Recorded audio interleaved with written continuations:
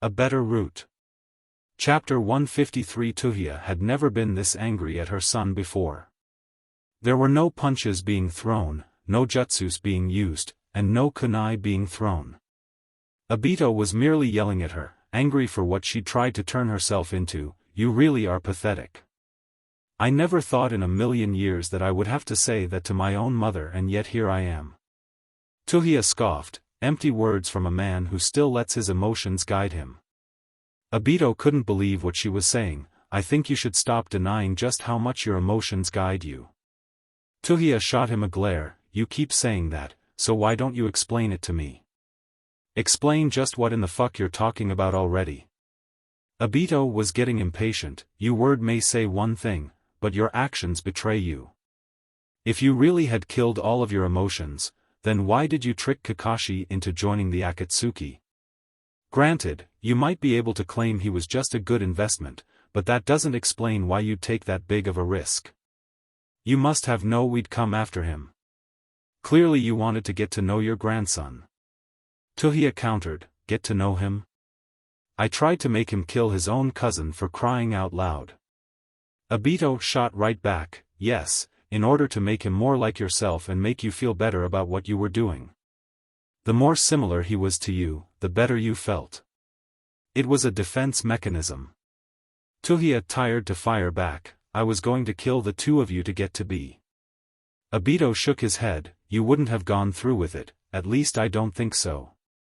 You're doing this for us after all, so there can be a world in which I've met my brother. Tuhiya snapped, are you almost done picking at me? Obito rolled his eyes, not on your life. Kaguya had only ever had one fight in her life in which she didn't dominate her opponent, and that had been in the battle against her sons. Now she had 3 people who could fight her and maybe even win. She was going to enjoy this.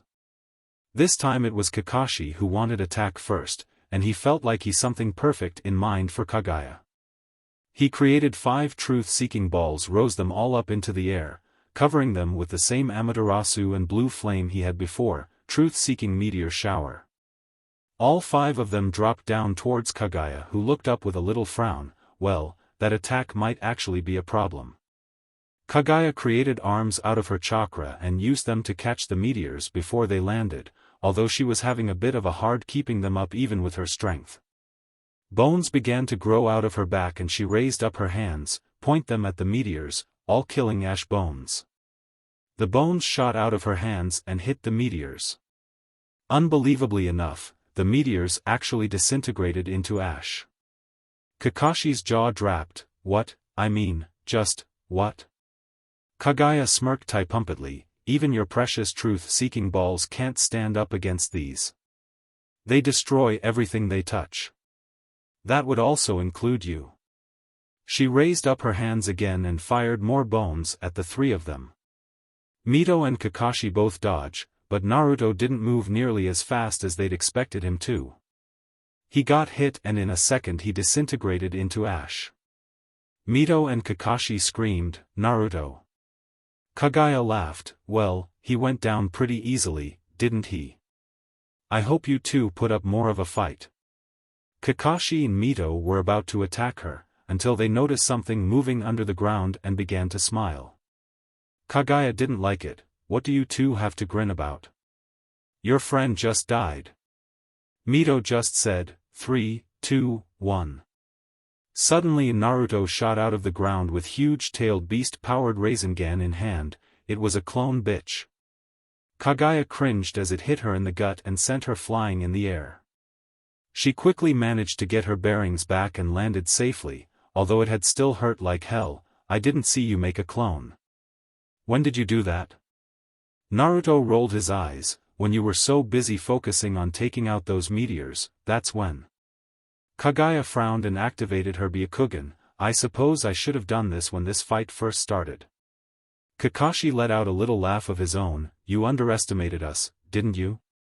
Kaguya scowled. I can assure you, I don't make the same mistake twice. Mito created 2 truth-seeking balls and made them into gloves that covered her hands. Neither do we. She spit out a cloud of acid, forcing Kaguya to close her eyes so that they didn't get burned. Kaguya then surrounded herself with wind, blowing the acid away and opening her eyes. That's when she figured out what Ntayo had been talking about. Kaguya didn't have time to catch her wrist this time, since she didn't even see the attack coming. The glove-covered hand gave her a hard left hook, then a right, then another left. Mito hit Kaguya so hard that she actually left marks on her face. Of course Mito jumped back incredibly fast while Kaguya was screaming in pain, "You bitch." Mito was grinning, bet that felt real good. Kaguya teleported behind them with the use of her Sharingan, that's it. I'm through playing around. All of a sudden the three of them vanished into thin air, along with Kaguya. Things had just been taken up a notch. Obito could see the pain in his mother's eyes was finally beginning to show though.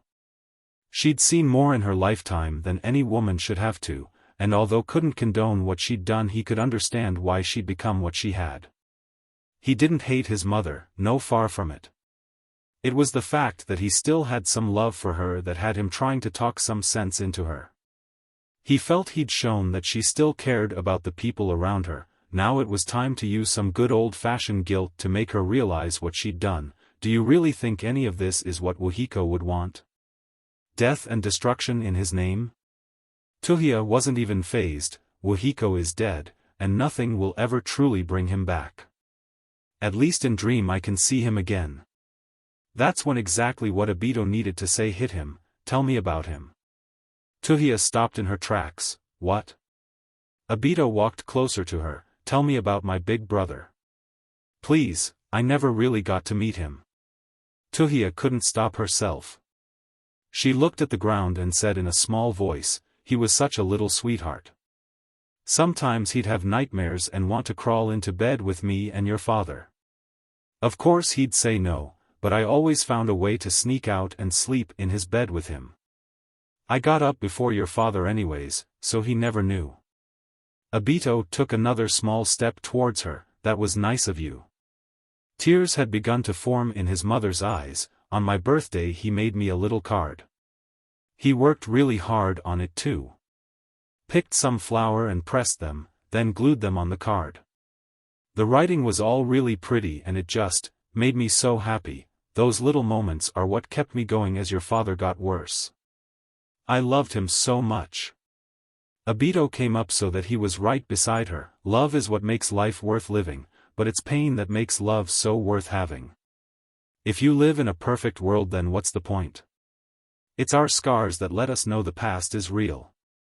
Tuhiya began to sob. I just wanted to see Wahiko again. Obito hugged his mother. I know you did, but this isn't the way. This whole thing is just crazy. Please, for my sake and your grandson's, tell me what we need to do to stop Kaguya. Tuhiya fought back more tears. Alright, I'll help you until I come back to my senses. Obito chuckled. I guess I'll take what I can get. The three sages looked around to see that they'd been transported by Kaguya to some kind of kingdom of ice. Everyone was on high alert when Kaguya appeared in front of them. Now you're fighting in my realm. As long as we're in here, there's no way I can lose. Naruto noticed her choice of words. Then we'll just have to get you out of here and figured out some way to pin you down. Kakashi cut in. She used the Sharingan to teleport us here, so I'll try and figure out some kind of way to use it to teleport us back. Mito realized something. Hey Kakashi, if Konan has the Rinnegan, shouldn't she have been awake back there too? Kakashi shook his head. I would have had to tell her how. You can't just have the Rinnegan for it to work. Naruto was confused. So why didn't you?